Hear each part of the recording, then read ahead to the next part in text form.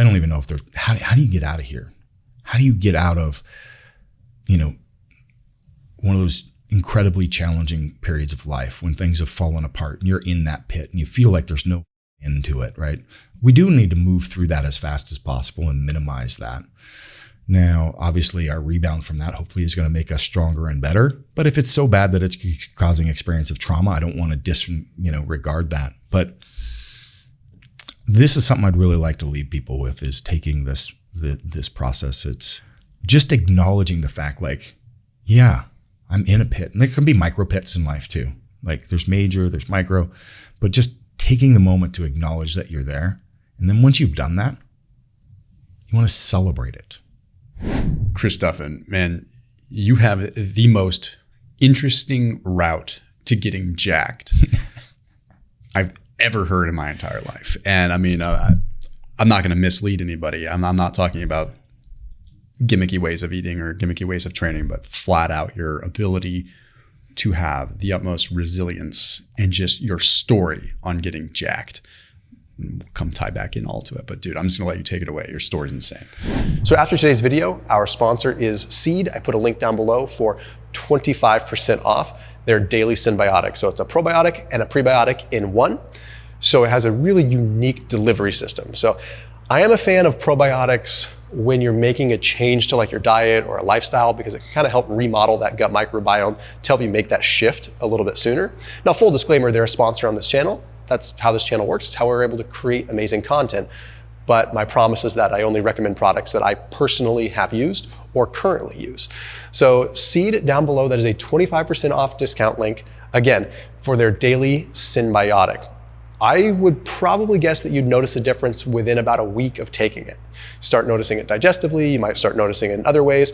But for me, I got more energy, I started sleeping better, things just seemed more regulated. So anyhow, that link down below, 25% off.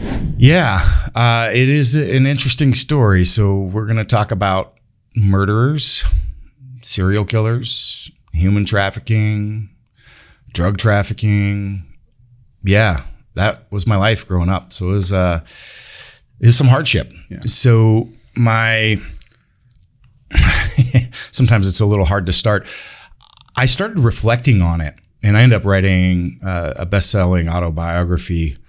Oh, it was maybe 7-8 years ago when I started looking at my kids when they were, my two oldest were getting like 5-6 years old. And I started looking at them and I started reflecting on my life at their age. And I was just like, wow, okay, I've been through some stuff. It just didn't really hit me. It just felt like normal. But at the end of the day, I'm looking at my son at 6 years old, and I'm thinking about, when I was 6 years old, I lived in the Northern California wilderness. There were some beams lashed up in the trees. There was no road into where we went. You had to hike and know this private trail to get back there. There's a little creek that ran through there, and my bed was up there because there was rattlesnakes. In fact, I was holding a rattlesnake at 6 years old. I was taught how to capture and handle live rattlesnakes at 6 years old because I needed to, because they lived all around us. There was a rattlesnake den by us, and we were homeless. And those were tree forts was our home. My mom was pregnant with, I think, my second sister. I had one sister and a brother at that point in time. I was the oldest. And, looking at that rattlesnake taught me a lot about what I needed to know in life. Staring at that rattlesnake, it was death in your hands. I mean, it's sitting there, those beady eyes looking at you, and it's wrapping around your arm, just the slithery, cold snake skin. And if you let fear overpower you, you'd be dead. But if you didn't respect the fear that was there, if you were careless and had no fear whatsoever, you would be dead. So it was a very early lesson about how to manage fear and uncertainty in the world, right? You've got to be able to control it, control the situation, but not let it lock you up and freeze you into inaction. That's the opening to my book, I think. I can't remember. It's been a while. But my mother didn't gel well with authority for her own reasons in the life that she had. She had a full ride scholarship, I think, to go to be a chemical engineer. And she decided that she didn't want to do that. And so we ended up at first in a homestead, living with another family in this home again that you'd have to hike into with another family. My best friend at the time, actually still my friend today, Ganya, lived in the same house, and my parents were learning how to learn the trade of growing wheat. And that's essentially what we did in the Northern California wilderness. Later, we traveled deeper, some really remote areas. There's actually this documentary around Murder Mountain, and I know you're familiar with this, but Murder Mountain. So in the Northern California in the 70s was all hippie-esque. This documentary is like watching my life as a whole, because it's like it started with the hippie-esque communal living. That's what I did, and then it started transitioning. Drugs started coming in. It was the Golden Triangle when weed wasn't legal. And there was people running around with machine guns in the wilderness, managing crops. There was, helicopters and jets coming over. And so we lived not in the Humboldt County where Murder Mountain was, but 50 miles like deeper and more remote in this county called Trinity County. And it's always kind of hard to tell the story, but it was just, life was really different. I would have to, during the school years, we'd live like closer to town. During summer, I'd be in a tent or again, a tree fort, back of a pickup truck. But being closer to town often wasn't that great either. I think in High Palm, we lived in this place me and my brother called the Alien House. It was an abandoned home long time ago, had no doors, had no windows, but it was no running water, no electricity. So we'd have to, hike a mile down the road and fill up gallon jugs from the spring for tap water, which there's a lot of those stories that kind of in my upbringing. I mean, it's rough. Like, going to school and you're living in some, shack or shed or, an entire family that size with three younger kids. My brother wasn't there later, in a 16-foot trailer in Eastern Oregon in the winter with, snow on the ground and, trying to pack into that. Like literally there's no, like, it's like the size of this table, for that to operate in, like one place to sit or you could just stand up or be out in the snow in snowing conditions. I'm kind of jumping forward a little bit, but I was thinking about the filling the jugs with water. And that was like a common theme because during the summers, it was like, we'd fill up jugs in the stream and, you let them sit on a rock over the course of the day and heat up in the sun. And that's how I took a shower. If it was snowing outside, it was heating up a pot of water on the wood stove and stepping out the back in the snow and pouring it over my head and then smelling bad when I got in my teenage years, going to school, getting made fun of. It was a different life. But that story in High Palm, it got pretty bad. Like we were growing weed there and there was this point where it was a very remote town. So it would take an hour to get to this small community with a few thousand people, and then another hour and a half of these windy roads to get the last 30 miles to this little tiny community called High Palm that probably had 100 people in the whole valley living there. And so the police patrolled a large area, and there's this one police officer that, women were known for disappearing around, and he showed up, and my mom was cutting buds on the table, and I was there, and he goes to arrest my mom, and so I had to go running because it's like people go missing around him, especially women. And so I go running down and find another home where my stepfather was partying at, and I get him and all the people to come back, and they stand there, and watch him take my mother in. Ended up taking my mom like 2 counties over to Booker because he was about that apparently, but there was at least witnesses, which is important for the story as it gets kind of later. Just an interesting side note. And then later that year, the guy became sheriff and they ended up coming in. We were up in the mountains at that point in time. And they came in and arrested my mother. My stepfather disappeared into the woods, and they put, my 3 sisters and my brother into the vehicles. And this was actually an interesting point in my life that I reflect on every now and again, because I remember my sisters were bawling. I mean, just tears running down their face. My brother was. And I think this is the first time I remember disassociating, because I was sitting there in the passenger seat with one of the police officers, and my sisters were in the back crying. And I remember like I wasn't even there. Like I was watching myself talk to the police officer, and I was just like engaging, because it was a new car. It had like radio and control, all this stuff. I'd never seen anything like that. We had a 1950, Chevy flatbed. and I'm just like, what is wrong with you? What is wrong with you? Because I'm like, I had no emotion. Why am I engaging with this person? Everybody's crying. Like this is a bad situation, and I'm sitting there with no emotion, and that's what I'm thinking to myself, watching myself in this moment. But anyway, we ended up going into child protective care for about a year. It wasn't a great environment. I could tell lots of stories about that. Man, my mom had this vision, this dream while she was in there that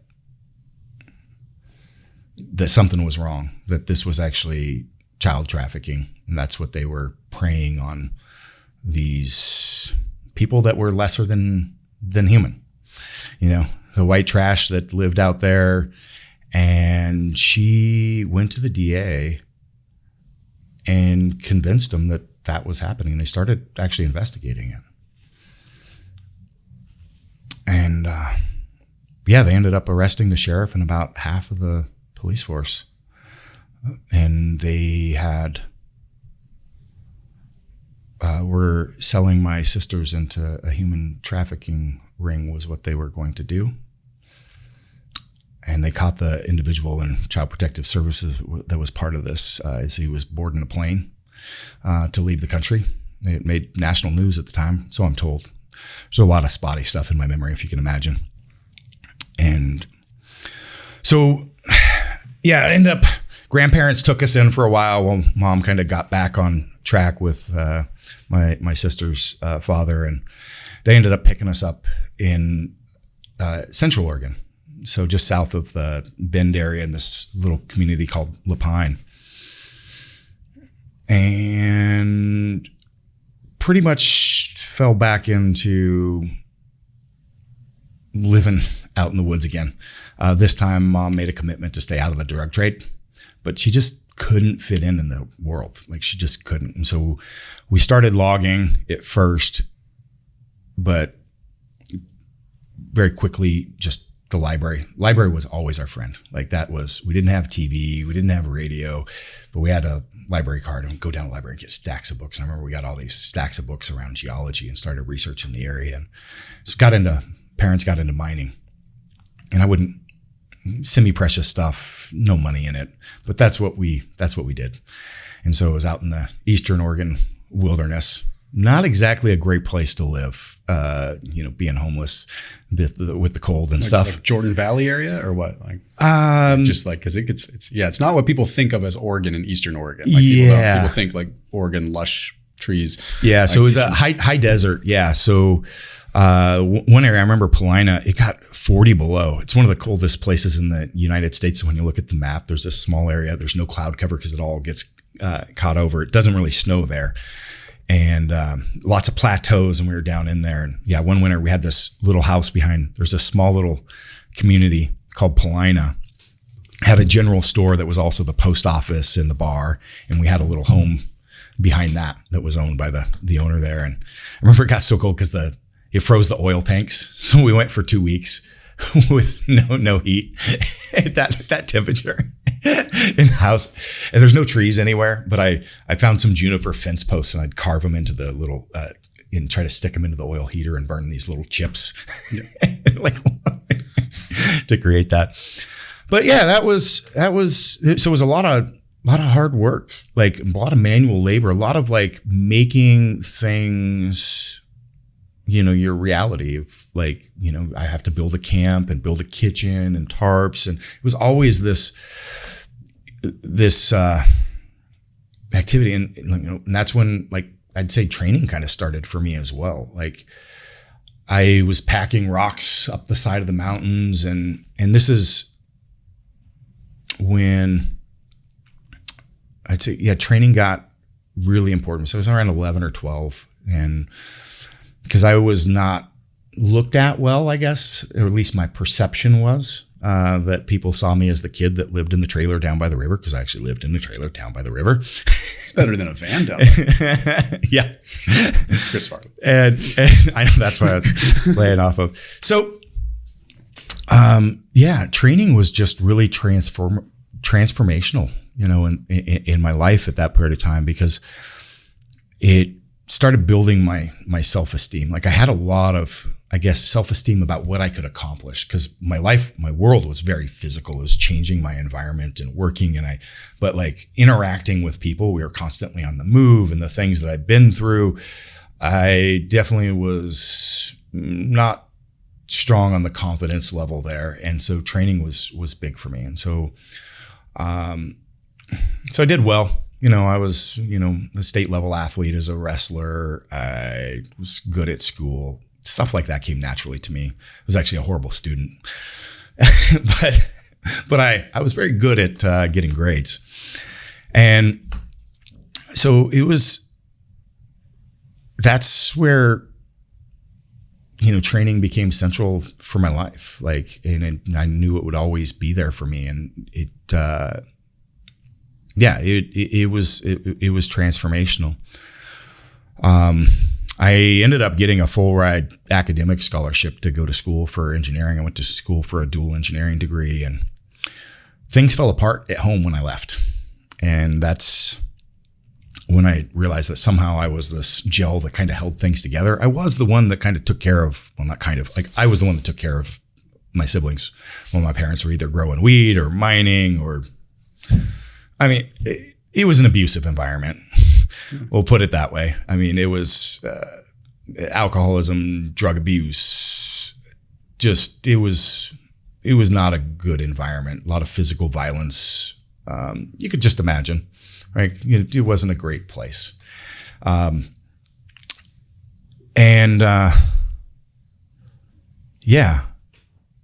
was actually my first exposure with media, though. I wrote an article and submitted it to a newspaper for a scholarship.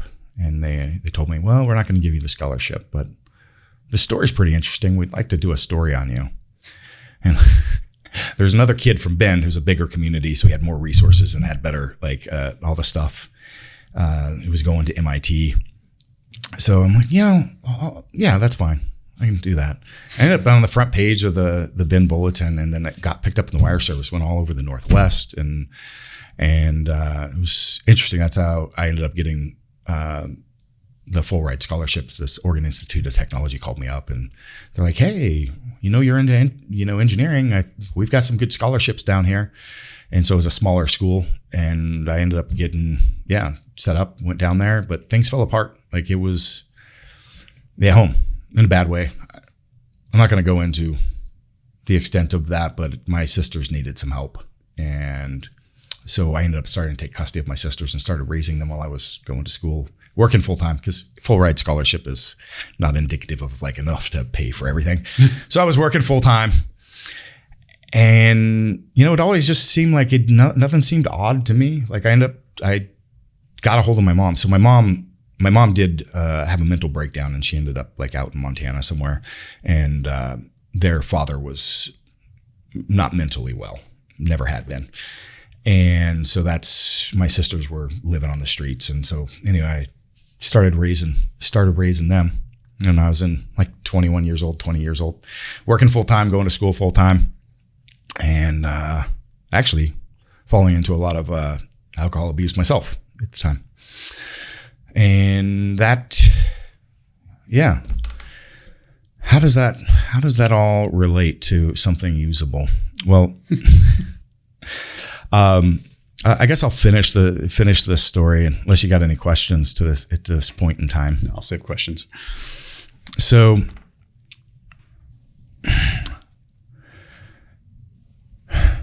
yeah. So I jumped straight into my career right there, and somehow, like, this kid that didn't interact well with people, I started doing really well in college. Even though I had a significant drinking problem, and school always came easy to me, and I'll have to say it's kind of embarrassing, but really easy. So that was one of the reasons I was able to work full time, because I actually didn't go to school and I didn't buy books. I just show up for the tests, and I had the highest graduating engineering GPA, but I wouldn't say that's something to be proud of, but I did what I had to do. Like, I had to take care of things. And so I knew that I could get grades and I could do that. And people didn't even believe I went to school. You were able to see a path that you weren't lost in the minutia of it. You just given your upbringing, you were able to see the path. You saw what you had to do. I saw what I had to do. Yeah. I have to get these grades. I have to pass this test. That's easy. That's fine. That's just a clear line. Why is there, you're leapfrogging everything. Yeah. Just get it done. Yeah. But I made this interesting choice though while I was there. And I think that this is critical to some of the framework I want to share later. I chose, at that point, I was going to school, getting a dual engineering degree. I was working at a lumber mill, and I said, I'm going to go to work as a manager here. I chose the thing that was the absolute hardest, or potentially hardest, for someone with my background to do, instead of sitting at a computer and, focusing on designing stuff that I'm pretty good at. But I chose the path of leadership with my lack of kind of social background. But I found that I was actually able to perform it really well. I was able to engage with people. But that was, I kept purposely like turning into these things that were hard for me. And I know that phrase gets really overused in our arena, like lean into what's hard.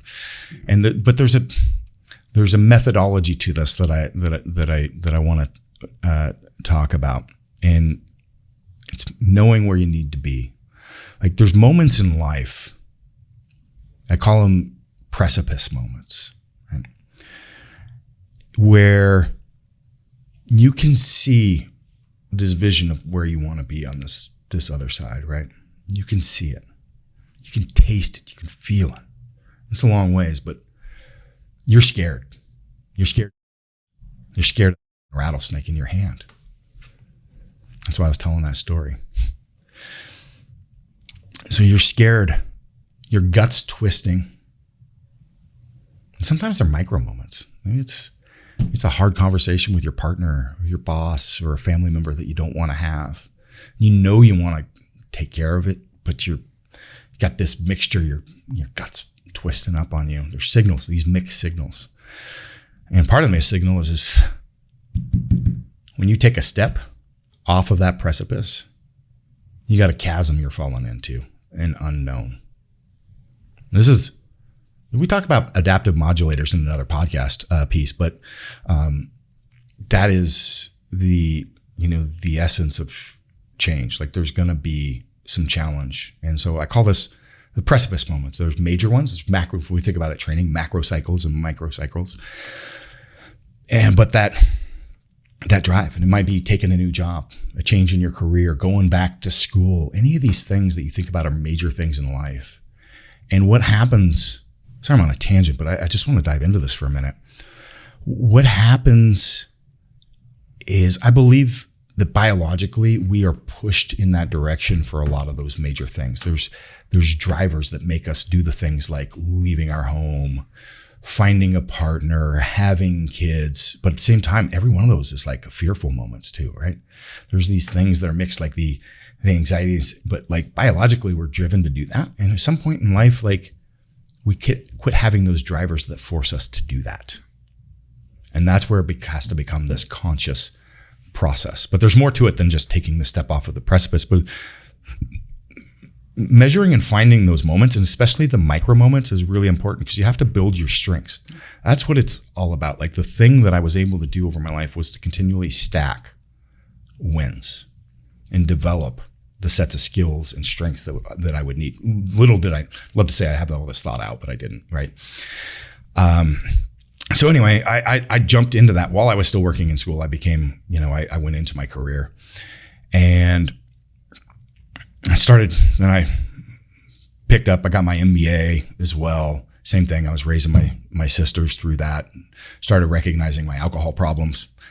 Might have had some external factors that forced me to address that, but they decided to deal with that at the same time. And I started, chasing my career, and got all my sisters out on their own, raised them into their adult years. And so, I'm tremendously proud of that, but at the same time, it's just like, that was what I was supposed to do. It's what I needed to do. Like, it's nothing that, like, I think most people honestly would do that given those sets of circumstances. But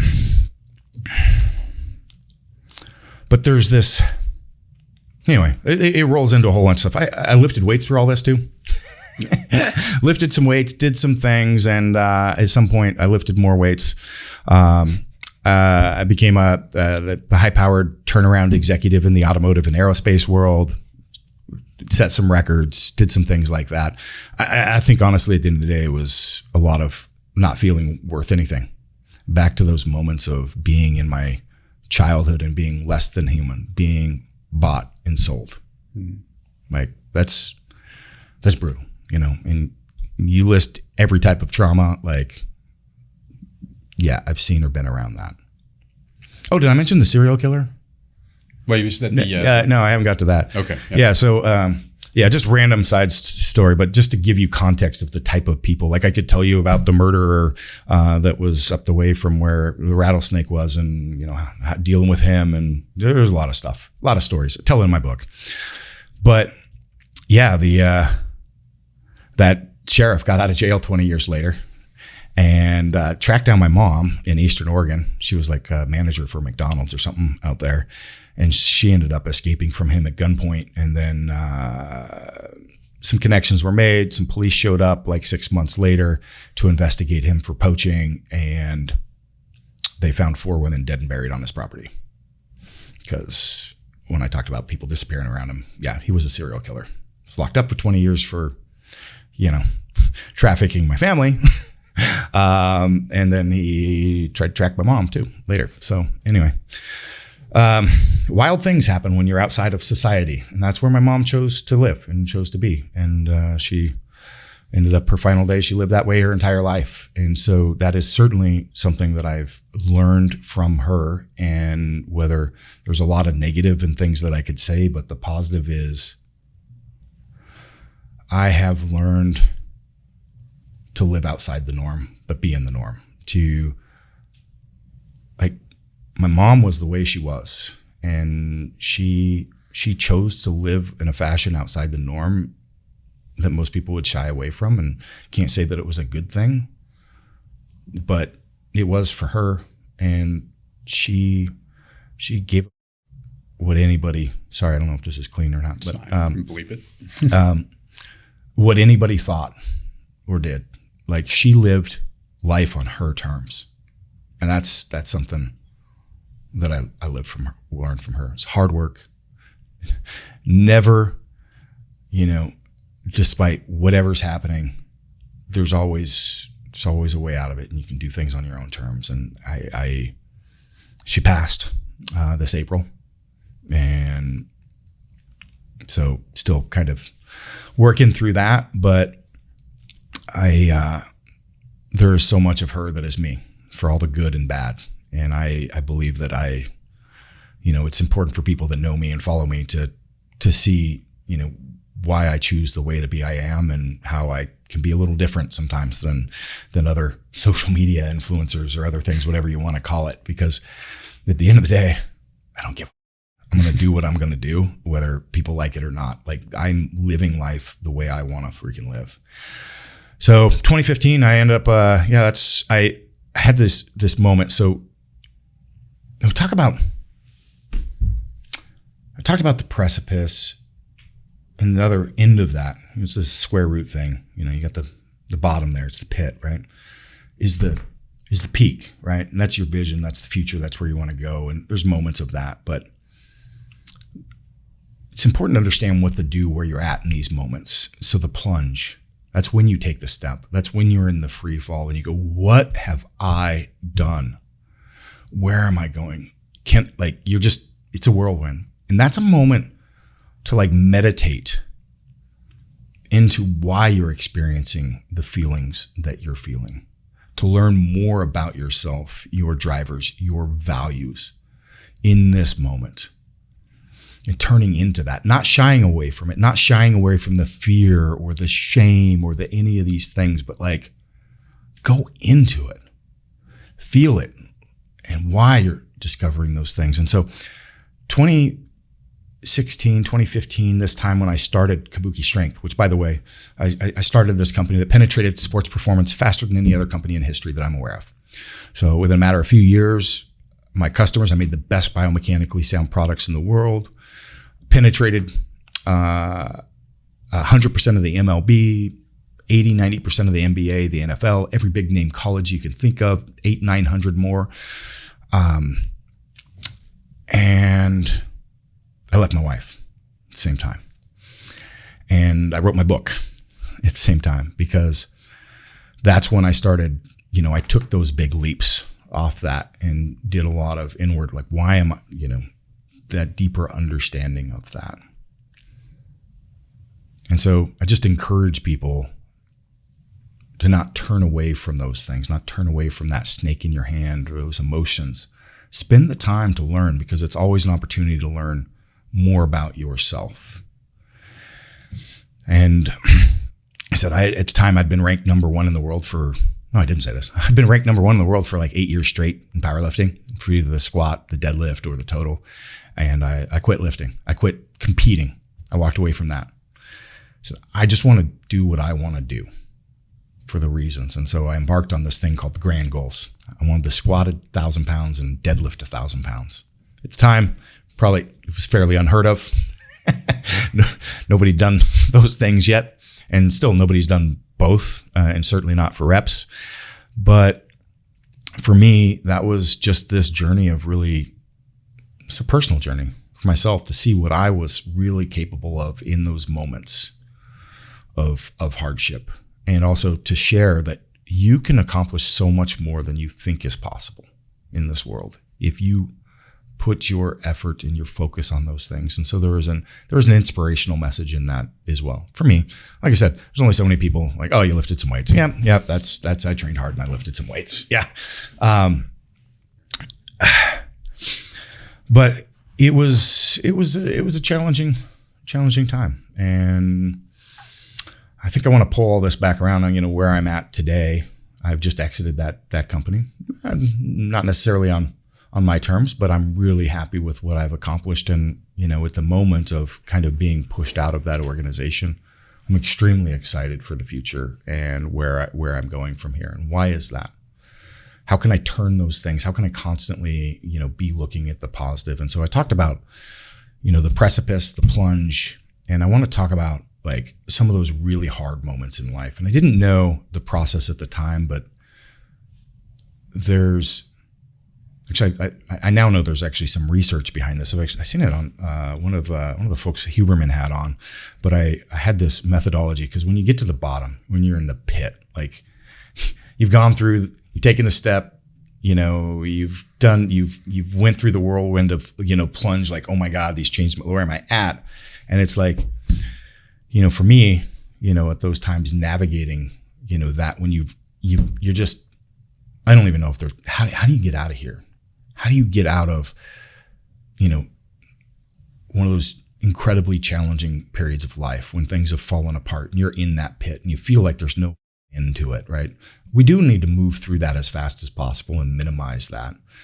Now, obviously, our rebound from that hopefully is going to make us stronger and better. But if it's so bad that it's causing experience of trauma, I don't want to disregard that. But this is something I'd really like to leave people with, is taking this process.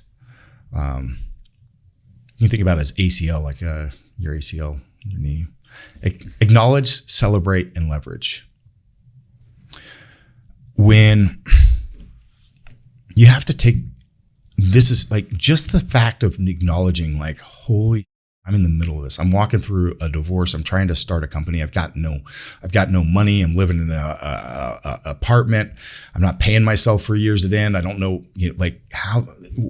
I could pick any moments of time that I could talk through some of these moments, but just acknowledging the fact, like, yeah, I'm in a pit. And there can be micro pits in life too. Like there's major, there's micro, but just taking the moment to acknowledge that you're there. And then once you've done that, you want to celebrate it. You want to celebrate it because it's a moment that you're going to look back in life and you're going to tell stories on, just like I'm telling right now. When the book is written about your life, when you're telling your grandkids, maybe there are moments that you're not going to tell your grandkids. The fact that I got to the other side of this, that's what I overcame. Like, you're going to be so proud of the fact of when I successfully navigate and get on the other side. And then you move into leveraging that. Leverage the fact that you know that because I'm in the pit and I'm in this, I feel it, and that it's going to bring out the best in you because you care. And you're going to put your effort and you're going to deliver the best that you can in life. And I've been through some gnarly and saving companies and navigating things in myself. I won't go into, but my partners, the people I've interacted with, will always consistently say, when it gets hard, they've got no worries because somehow I'll figure out a way out and make it better. And this is the process. Acknowledge, celebrate, and leverage. So then we've got the pull. Pull is just like using all those micro moments, the things that you've been through in your life in the past as you develop the skill sets, because every moment of those, every time you've been through that, you grew a little bit stronger, a little bit better. I couldn't navigate that I've been through this year. Like, I literally had my company ripped out from under me. And then my mom died in my arms a couple days later. I've lost 5 other family members in the last 5 months. Like, it's been hard. But you've been with me today. You've been talking with me, in weeks prior. And, it's not, at the same time, I can confidently say, I am excited about the future.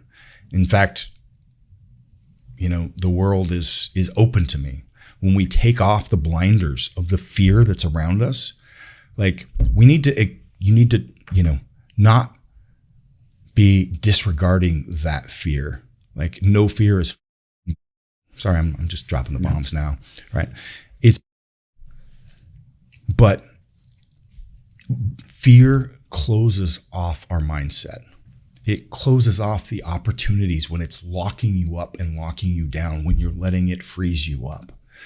To be able to see all the opportunities out there. I mean, like, just do yourself a favor. Like, if you're worried about some aspect in your life, like, hey, my boss is coming down on me and I'm worried I'm going to lose my job or my business, whatever it is. Like, quit worrying about all the million things that would happen that are making your head spin in circles, and spend a moment and just imagine that that's happened. It's already happened. What are you going to do now? Let's quit worrying about all the negatives. It's done. It's there. We're there.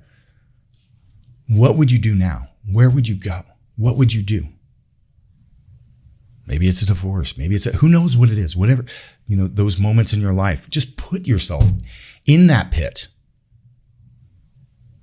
And now you got to start from scratch and then think about all the things that you have, all the potential outcomes that you have in life and where you could go. Fresh start. What could it be? And once you've spent some time meditating on those things, now take a step back into the moment and go, oh, here's where I am. And I actually have where I'm at as a starting point. And I have all those opportunities in front of me. Take that step to just do a practice of removing those blinders of the that fear that gives you that tunnel vision when we're worried about this scarcity mindset of everything being ripped away from us. It gets this whirlwind. It locks you down from that potential. And that's, when we're talking about developing skills and having that, that's on that pole and that climb out to finally get to that peak, is to be able to use like all those moments in the past of, like, for me, I was talking about, stepping into leadership with my background. Like, how many conversations was I scared where my gut was twisting in to have a hard conversation with an employee or a coaching conversation. It's just like, oh, I feel it. Let's step into it. And every time, like, I can do this. Instead of trying to avoid it and put those things off, like, get that tool set in your bank. That moment. So when we say, so getting back to the cliche, the overused, like, lean into it, type stuff, but like, that is real if you approach it with that right mindset, that, like, if I go into this, if I take that leap to go back to school or get the job or ask the girl out or start the business or whatever it is, I can't guarantee those are going to be a success. It's going to be a lot of freaking hardship, and I hope it works out. But taking that step is going to lead to success, because that is what's going to make you stronger and continue to add. So making that choice is always the right step. And that's where I think some of the issues around, like, how that's misused are. So anyway, obviously you got to have a plateau phase, you got to have a recovery, but don't spend too long there. I feel I rambled for way too long there. It wasn't a ramble. It felt there's some messages there that I wanted to share. So hopefully some value. What have you learned over the years with, it'd be easy for someone like you to just apply, like, label after label after label. You've clearly been through a lot, but what's interesting is I don't see you, like, identifying with any of those past experiences. Like, it's water under the bridge. It kind of be there as it lies. It's kind of the vibe I get from you. Was there ever a time when you felt attached to, like, that as your identity, or have you always had an ability, even unconsciously, to compartmentalize and invest your energy and coping into something external? Yeah. No, I've certainly had many failures, and some of those in even recent times as it relates to that. But, that is, I share my story not as a sob story or a woe is me or even a, oh, look how great I am and what I've done type. That is not it. Like, I very purposely share it because it's a great story to articulate these messages that I want to share, right? That's not who I am.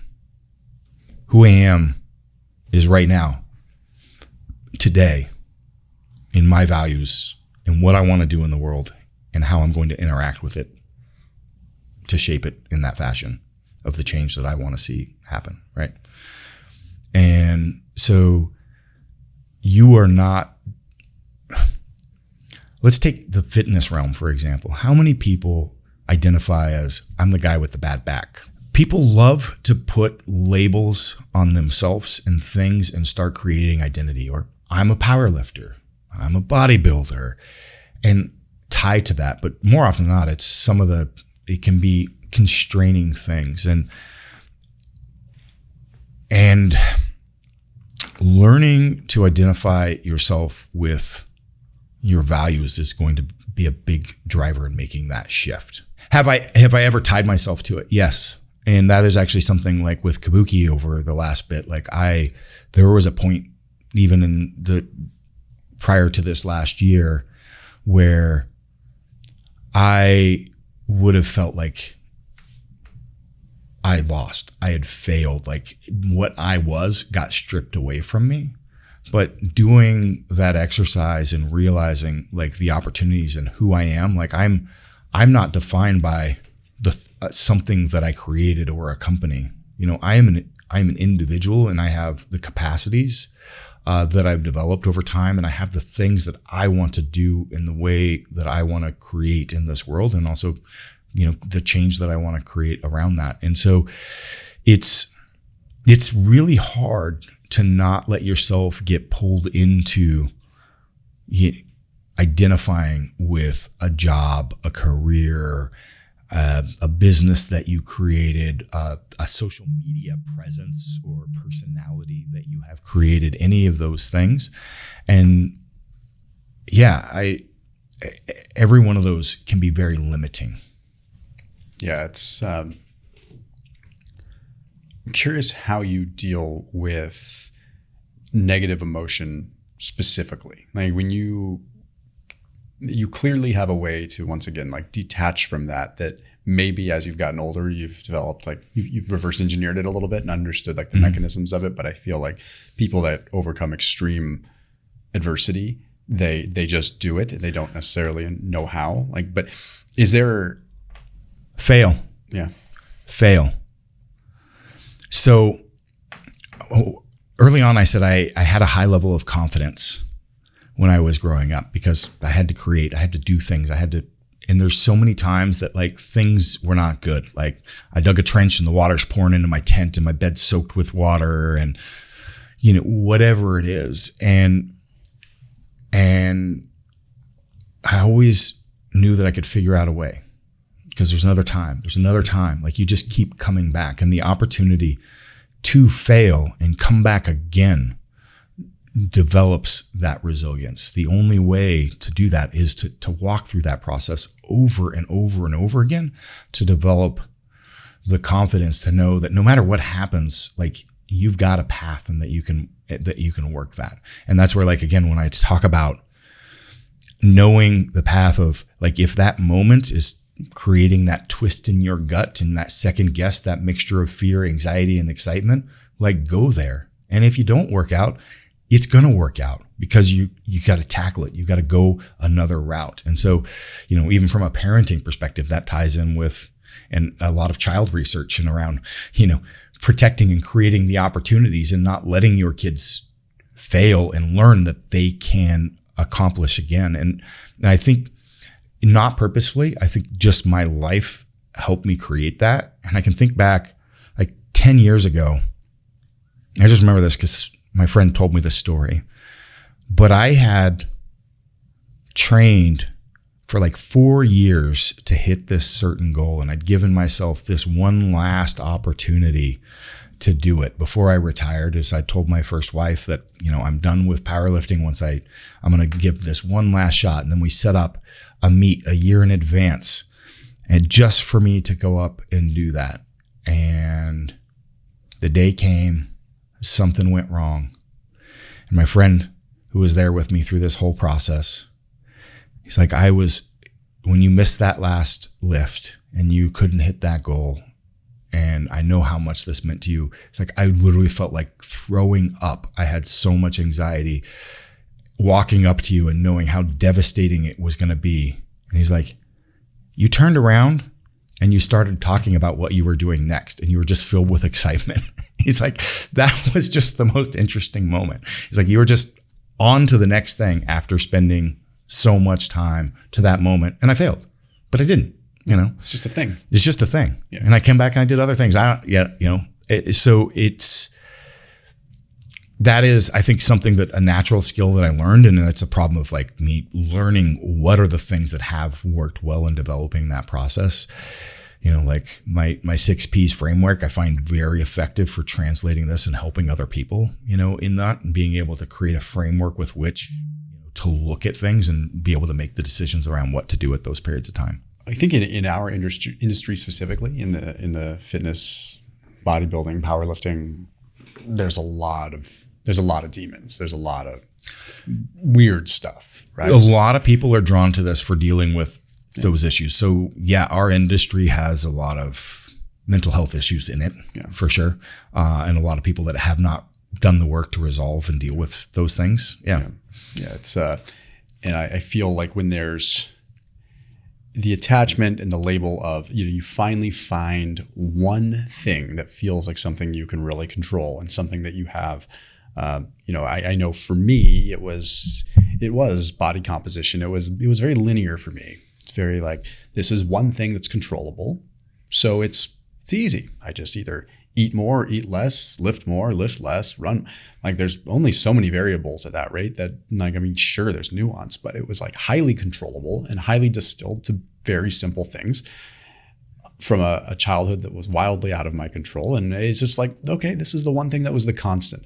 But then you realize that it's not always a constant, and that isn't, your body or whatever, whether it be a stewardship for whatever bigger thing, right?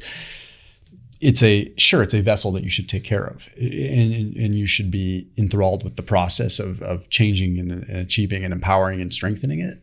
But the moment that you cheapen it by attaching a label to it, and I say not because the label itself, but it's because the quality of that label is like, that's your label, that's you, the guy with the six pack, that's you. Like, seriously, like, that's your level of self-worth. Like, that's where you see. So, and then it becomes, you start to unpack it and you realize like all these other little things that you attach to with it. And they're all various coping mechanisms that we just give us this glimmer of like a dopamine hit here and there, just to like, it's a drug and it's a dopamine hit to get you through the day, to get you through the moment. And then the moment you look in the mirror and your abs don't look the way you want them to look, then the world comes crashing down. And that is just such a lame way to go through life. And it's so hard to really break out of that, because you gotta look inside and see like, all right, well, why do I feel like that? Like really, really the why. Ask yourself the multiple layers of why, you would do that. And, it's with your story with kind of that last meet, it's just like, I mean, you were able to detach enough to be able to just, it really is just a thing. Yeah. And it's like, you define yourself as X. I'm the guy that, like, that could be stripped from you at any time. Yeah. There's an auto accident and your leg's amputated. Like, somebody decided that they, via capitalism, wanted to take, my assets of the company and have the power to do so. Like, that's gone, but I'm not it. Like, yeah, it's certainly something that I think takes some practice. And I think, my life probably allowed me to, be in a point of being able to detach that. I don't know. Yeah, it's interesting. Like, at what point does detachment become a negative quality? Like, if you're completely disassociated all the time and you're practically emotionless and sociopathic, then that's dangerous too. But I think being able to toggle it, because upon talking to you and knowing you, like, you're also a seemingly highly empathetic person. So you have an ability to nurture and care the way you took care of your siblings. Yeah. So you're not like sociopathic, disassociated. Well, let's talk. I was talking values earlier, right? So let's say you want to be a surgeon and your hand gets, in an auto accident. Well, why did you want to be a surgeon, right? So understanding that's a pathway for you to express your values, your goals. Goals in life are, again, another way of expressing those values. So what was the underlying thing for that? For me, like, my values of being competitive, I have to, I love to be competitive. I like to push the limits, continual learning. Like, there's all these things that all feed into powerlifting. Was a way for me to express that. But then I moved on to, all right, I'm going to express those same things through my business. And okay, that's that I'm exiting that. I'm going to express that through this next piece. Like, these are all things around that, because you could be, I want to be a football star, and that can get taken from you. But the reason for why you wanted to be that could easily be switched. And so within fitness, we see this quite a bit too with athletes that identify themselves as, let's say, I'm an NFL player, and they get to the end of their career and they lose themselves. Not all, but we certainly know that some kind of get lost in that realm because they don't know how to identify themselves separate from that. So it might be depression or drugs or alcohol or something like that starts filling that gap. But if you understand what are the drivers behind what that allowed you to express, you can figure out ways to transition that into other things. So my prior career was being an executive leader. Why? Being able to have an impact and coach and develop and mentor other people to accomplish more than that they thought was possible. Oh, well, now I see why I liked coaching people and shifting to, this in the fitness realm, right? That could be me mentoring business leaders would be another good fit. Like there's a lot of ways to express exactly that from, they could be coaching powerlifters. It could be like, again, there's a lot of ways to express that value. Yeah. And continually unpacking that. And that's that trough, that valley that you talk about, the square root, when it's the bottom. A lot of times it's a bottom that that is beyond our consciousness, because that bottom is letting go of that label and letting go of that identity that you think is you. Mm-hmm. And that is a territory that is so much deeper than the Mariana Trench or whatever it's called. It's just so deep because it's so buried beyond conscious thought. This is beyond the scariest thing that could happen in your life, because you're literally abandoning the one thing that you thought you were. You think you're abandoning yourself. You can be abandoned by your mom, by your dad, by your family. You can be abandoned by your friends, and that would suck. But the one thing you're supposed to know is that, I can never leave myself. So then if you're willing to leave that label and you're looking at that in the face and you're willing to leave your identity, you are risking abandoning what you think is yourself, the last thing, the last thread holding you on. And some people will hang on to that for their dear life. I mean, I think that's a natural inclination to do that. For sure. If that is legitimately where you feel the safest, it all comes back to this fundamental aspect of safety, right? Like the one, fear is the one thing that I think we all experience, but we experience it in different ways. And the fear of loss, the fear of abandonment, the fear of these are all very common and real fears. Yep. Mine, I mean, I'm an open book. I don't, need to hide much anything, but yeah, I mean, a big driver for me is that fear of not being loved and a fear of being abandoned. That is a massive driver for me, and also a driver for why I excelled, because I felt I needed to do that to have people love or care about me. Not feeling I need to perform, that's a massive step, and it's taken me into my 40s to get to that point. Yeah.